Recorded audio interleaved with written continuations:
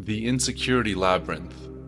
No one and no thing can prevent you from reaching your goal once you have taken the path through the right door, except yourself. In other words, only lack of faith and lack of confidence can hinder your progress. Lack of self-belief and lack of confidence are basically one and the same thing. Both undermine the effectiveness of inner intention and make outer intention practically impossible. Nothing you do well when you're lacking in confidence will be done well. The more stressed you are about the need to do something well, the worse the result will be. Lack of self-belief, together with the tendency to exaggerate the complexity of challenges, leads to a state of extreme tension or feeling of being totally overwhelmed. The extreme feeling of being overwhelmed is caused by the initial tension squeezing in on itself. The outer importance you associate with your goal makes the desire to reach it excruciating, whereas inner importance makes you doubt your own ability. Together, this all leads to feelings of insecurity. Insecurity causes inner intention to grip tighter, trying harder to achieve the goal. This excessive effort backfires, creating the opposite result. The energy required to maintain inner and outer importance, frustration, self-control, and control over the situation just drains your resources. With little free energy left, you become tense, clumsy, awkward, which only tightens the grip further, creating a negative cycle. This is why people often feel paralyzed, unable to act or think clearly. At this point, intention is gone because all the energy needed for it has been drained by maintaining excess potentials. Insecurity, anxiety, and panic feed pendulums, consuming energy that could have been used constructively. Panic triggers negative what-if scenarios, which dominate your mind and sap your energy. Worse than losing the energy is how it's used. Stress, panic, and fear are potent forces that manifest your worst fears into reality. Guilt is a major source of insecurity, breeding feelings of inadequacy, inferiority, and worthlessness. With such emotions, self-confidence is impossible.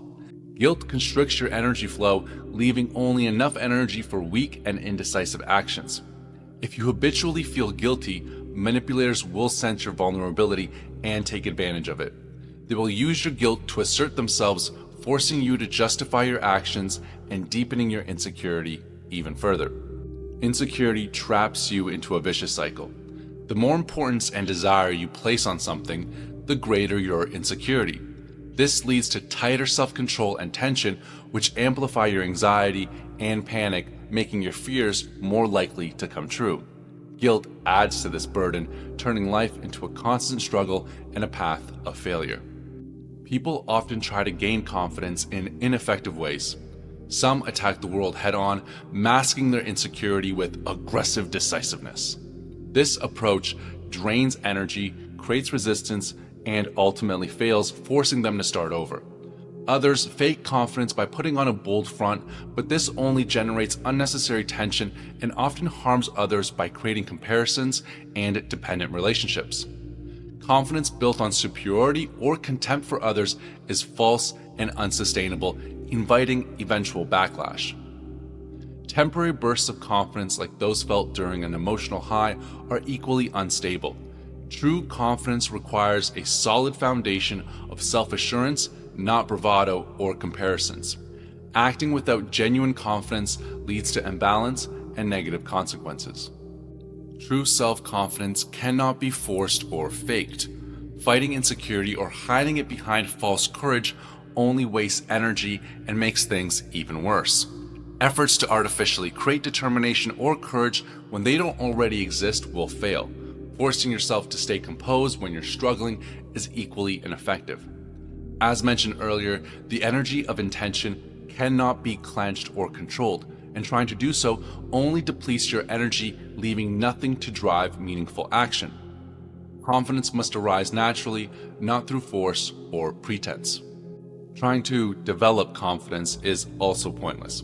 Confidence doesn't grow from fighting insecurity, it emerges naturally when you stop resisting and start taking action. Once you let go of excess tension, the energy of intention flows freely and fuels your actions.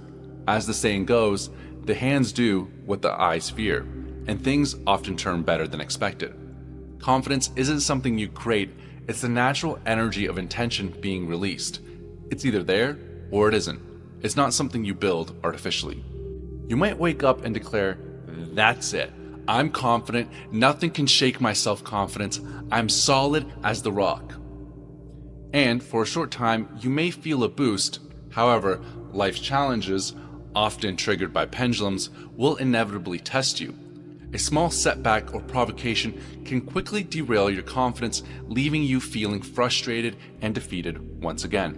This cycle shows that confidence built on fragile foundations or forced effort is unsustainable, leading to only temporary highs followed by inevitable lows. So, how can we free ourselves from the intricate labyrinth of insecurity? The secret to the labyrinth is that its walls will crumble when you give up looking for the exit and abandon importance. Insecurity stems from two main causes. The first is internal factors, i.e., inner importance, such as overthinking your perceived flaws, comparing yourself unfavorably to others, feeling inadequate, fearing failure or looking foolish, and being overly self-critical.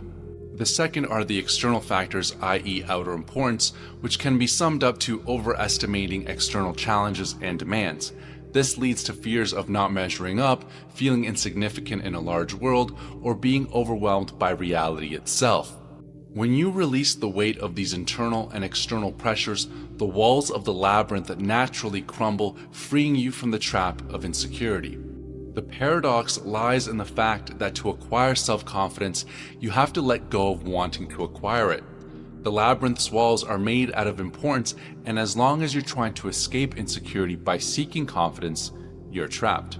Confidence is a wild goose chase, another pendulum invention, a deceptive mirage, a trap of importance. Confidence is a pendulum game in which they always win. Where confidence exists, so does the potential for doubt and hesitation. Confidence is just belief in success, but one negative thought can easily dismantle it. The pursuit of confidence is a losing game. The only way to win is to let it go. Confidence is built on excess potential and dependent relationships. It often takes the form of affirmations like, "I am determined, I am resolute and unshakable, I am better than everyone else, nothing can stop me, I overcome all obstacles, I am stronger and braver than the rest." Yet, this confidence is merely a temporary energy imbalance. It's just the opposite of insecurity, and both states drain energy. Balance forces will inevitably neutralize this excess, making the pursuit of confidence as futile as chasing a happiness that always seems out of reach. True stability comes from not forcing confidence, but from letting go of its importance. And so, dear maker, we have just successfully broken through another false belief. But how are we to manage without confidence? Of course, transurfing offers an alternative: coordination. What coordination represents, you'll find out very shortly in the next segment.